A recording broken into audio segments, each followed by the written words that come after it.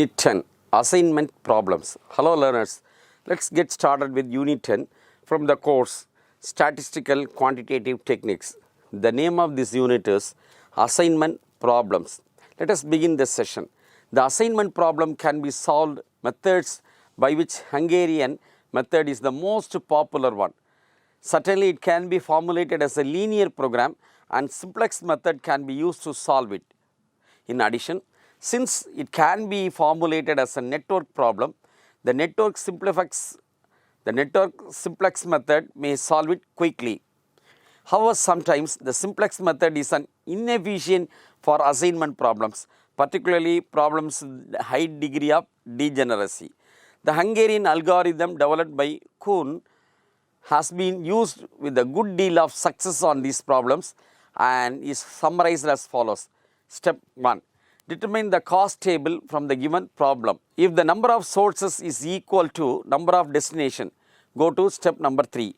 If number of sources is not equal to number of destination, go to step 2. Okay, let us consider number of sources is not equal to number of destination. Let us go to step number 2. Add a dummy source or dummy destination so that the cost table becomes a square matrix. The cost entries of the dummy source destination are always 0. Step 3. Locate the smallest element in each of the row of the given matrix and then subtract the same from each element of the row. Now we are going to step 4. The reduced matrix obtained in the step 3, locate the smallest element of each column and then subtract the same from each element of that column. Each column and row now have the least number 0. Step 5. In the modified matrix obtained in step 4, search for the optimal assignment as follows. Okay, before elaborating step 5, let's go again the previous 4 steps. Okay, first step, determine the cost table from the given problem. If the number of sources is equal to number of destination, go to step 3. Second case is the number of sources is not equal to number of destination, go to step 2. Now let us consider number of sources is not equal to number of destination. So let us go to step 2. Add a dummy source or dummy destination so that the cost table becomes square matrix. The cost entries of dummy source and destination is always 0. Locate the smallest element in each row of the given cost matrix, then subtract the same from each element of the row. Next step is, it is the induced matrix obtained from step 3. Locate the smallest element in each column and then subtract the same from each element of that column. Each column and row now have at least one 0. Step 5. In this modified matrix obtained in the step 4, search for optimal assignment as follows. A. Examine rows successively until a row with the single 0 is found. N rectangle this 0 and cross off all other zeros in its column. Continue in this manner until all the rows will have been taken care of. I will repeat. Examine the rows successively until a row with a single 0 is found. Entangle this 0 or n rectangle this 0 and cross off all other zeros in the column. Continue this manner until all the rows have been taken care of. Repeat the procedure for each column of reduced matrix. If row and or column has 2 or more zeros, one cannot be chosen by inspection, then assign arbitrary any of these zeros and cross off all other zeros of that row and column. Repeat the row above successfully until the chain of assigning rectangle or cross ends. Step 6. If number of assignments is equal to n, number of or the order of the cost matrix, an optimum solution is reached. I repeat, if the number of assignments is equal to n, that is the order of the cost matrix, the optimum solution is reached. If the number of assignment is less than n, go to the next step, step number 7. Draw a minimum number of horizontal or vertical lines to cover all zeros of the reduced matrix. Develop a new revised cost matrix as follows. Find the smallest element of the reduced matrix not covered by any of these lines. Subtract this element from all uncovered elements and add the same to all elements lying at the intersection of any two lines. Step number 9, go to step 6, repeat the procedure until optimum solution is obtained. In this hypothetical problem, a salesman must visit number of cities. The distance between cities are known. However, the salesman determines the order in which to visit each city just once in turn so as to minimize the total distance travel.